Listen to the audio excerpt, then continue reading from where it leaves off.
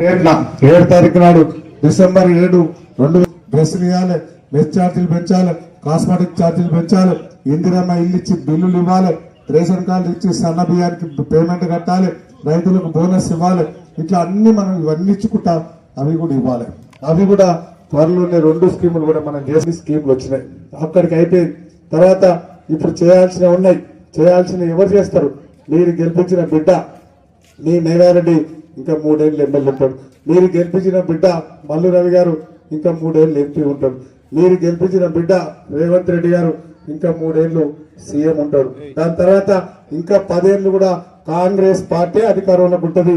అది కూడా మీరు దృష్టిలో పెట్టుకోవాల్సిన అవసరం ఉంటుంది. మొత్తం 13 ఏళ్ళు. ఇంకా నా పేరు విజయలక్ష్మి. నేను సర్పంచ్ అభ్యర్థిగా పోటీ చేస్తున్నా. నాకు గుర్తు బ్యాట్ గుర్తు. ఆ బ్యాట్ గుర్తుకు ఓటేసి నా ఊరు నా ప్రజలంతా గెలిపిస్తారని ఆశిస్తున్నా. ఇంతకుముందు మన ముద్దుబిడ్డ ఎమ్మెల్యే మేఘారెడ్డి సార్ గారు గెలిచిన వెంబడే మా ఊరికి కొన్ని అభివృద్ధి పనులు కూడా చేశారు.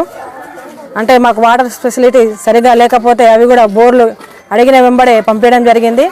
ఆ వాటర్ కూడా మన ఎమ్మెల్యే మేఘారెడ్డి సార్దే. మన ఎమ్మెల్యే సార్ గెలిచిన వెంటనే కొన్ని సీసీ రోడ్లు కూడా శాంక్షన్ అయ్యే సీసీ రోడ్లు కూడా కంప్లీట్ అయ్యింది. ఇంకా నాకు నా ఊరు ప్రజలు నాకు భారీ మెజార్టీతో గెలిపిస్తే నాకు కొన్ని డిమాండ్స్ అడిగారు మా ఊరు జనాలు.